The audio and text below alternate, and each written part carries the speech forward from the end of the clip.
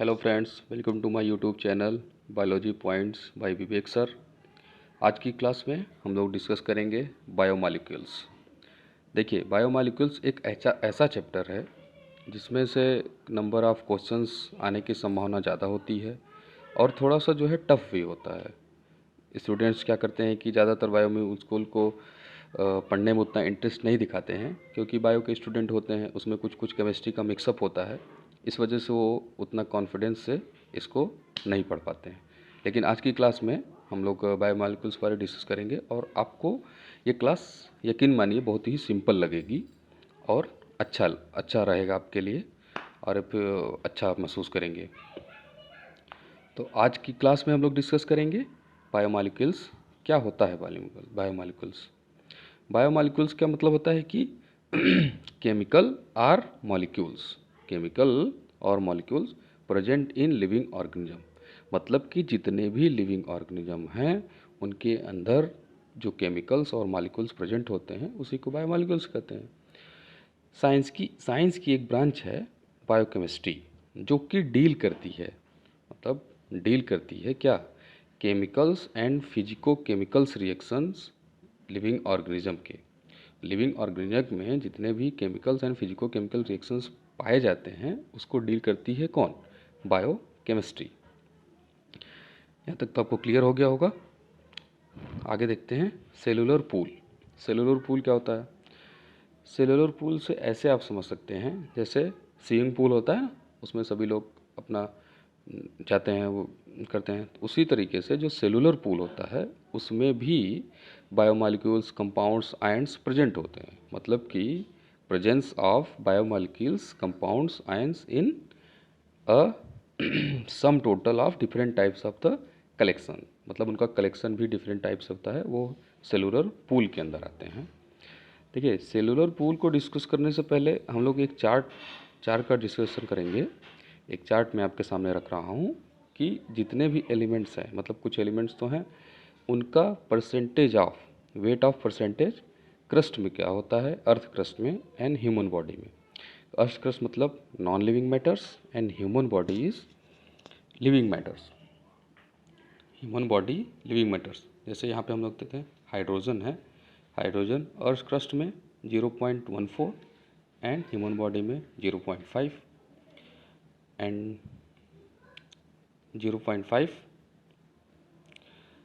Carbon 0.03, carbon 0.03 and in our body 18.5, oxygen 46.6 and in our body 65। ये weight of percentage है, इसको ध्यान दीजिएगा थोड़ा आप लोग। और इन लास्ट में देखिए, जितने भी ये केमिकल्स हैं इनको आप चार्ट का है, इसको वीडियो पॉज करके आप इसको स्क्रीनशॉट लेकर इसको अच्छे से आप पढ़ लीजिएगा। और आगे चलते हैं, हम लोग डिस्कस करते हैं biomolecules on the basis of their classification, just like organic and inorganic. Organic components में आप जानते होंगे कि इनऑर्गेनिक कंपोनेंट्स में minerals, gases and water. Minerals में जैसे सोडियम है, पोटेशियम है, मैग्नीशियम, कैल्शियम में भी different types of minerals present in inorganic biomolecules. And gases just like oxygen, nitrogen and carbon dioxide, these type of gases present in inorganic biomolecules, and water is also present. But now we discuss organic compounds. Organic compounds may be lipid, carbohydrate, amino acids, proteins, enzymes, and maybe different types of vitamins. ये सभी organic compounds के अंतर्गत आते हैं, like carbohydrates, lipids, amino acid, all these are coming in. तो organic compounds में हमारे major components हैं, जैसे कार्बोहाइड्रेट्स है, लिपिड्स है, अमीनो एसिड है, प्रोटीन है, एंजाइम है, विटामिन है।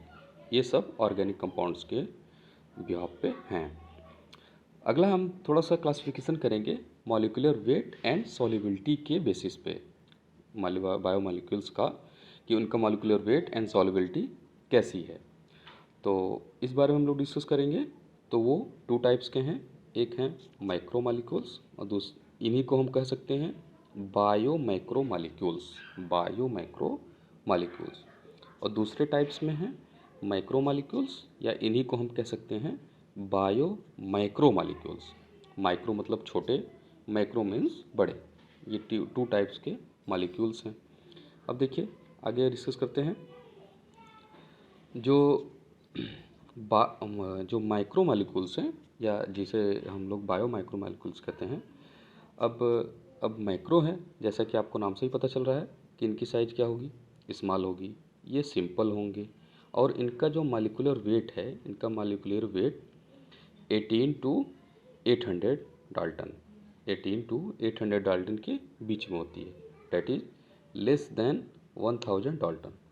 मतलब कि इनका जो मॉलिक्यूलर वेट है वो 1000 डाल्टन से कम है और 18 से लेकर के 800 डाल्टन के बीच में है। आगे देखते हैं। दे में बी इनऑर्गेनिक और ऑर्गेनिक। ये ऑर्गेनिक और इनऑर्गेनिक भी हो सकते हैं।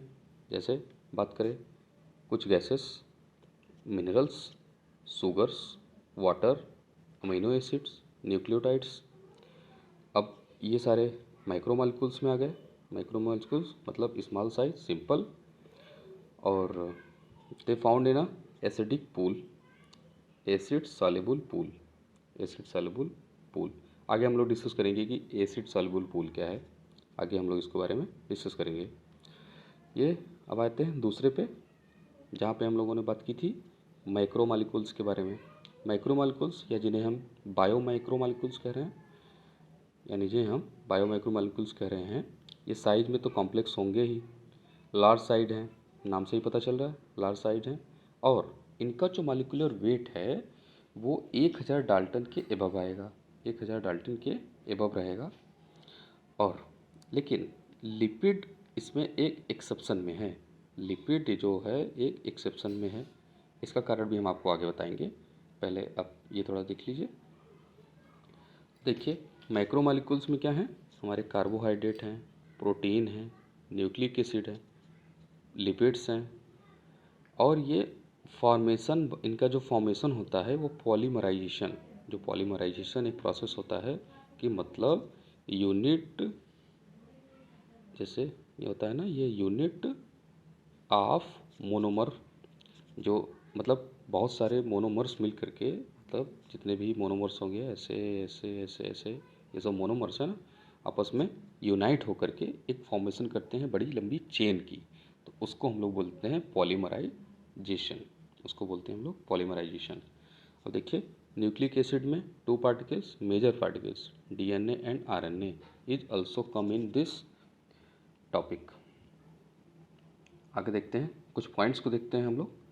जैसे हमने बात किया पॉलीमराइजेशन का, तो पॉलीमर, पॉलीमर के बारे में जो प्रोटीन है, protein are the polymer of different types of amino acid. ये amino acid, a amino acid, ये amino acid, a amino acid, सब ये अमीनो एसिड मिल करके एक लंबी चेन बना लेते हैं जो कि पॉलीमर है। पॉलीमर है किसका, प्रोटीन का, प्रोटीन का पॉलीमर है। अब आगे देखते हैं। जैसे ये देखिए एक पेप्टाइड का फॉर्मूला है, और ये दोनों आपस में कैसे अटैच होंगे, linked with peptide bond. Peptide bond का फॉर्मेशन कैसे होगा, ये देखिए ये अमीनो एसिड है, ये अमीनो एसिड है, ये जो आर ग्रुप है इनका ये वेरिएबल है, ये NH2 लगा है, ये OH है, ये COOH है। तो दो अमीनो एसिड की जो चेन होती हैं वो आपस में अटैच होंगी, और वहाँ से निकल जाएगा क्या, हाइड्रोजन तो वाटर बाहर निकल जाएगा और बन जाएगा पेप्टाइड बॉन्ड। देखिए क्लियर हो रहा होगा।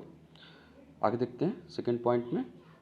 इन polysaccharides the monosaccharides are linked by glycosidic bond.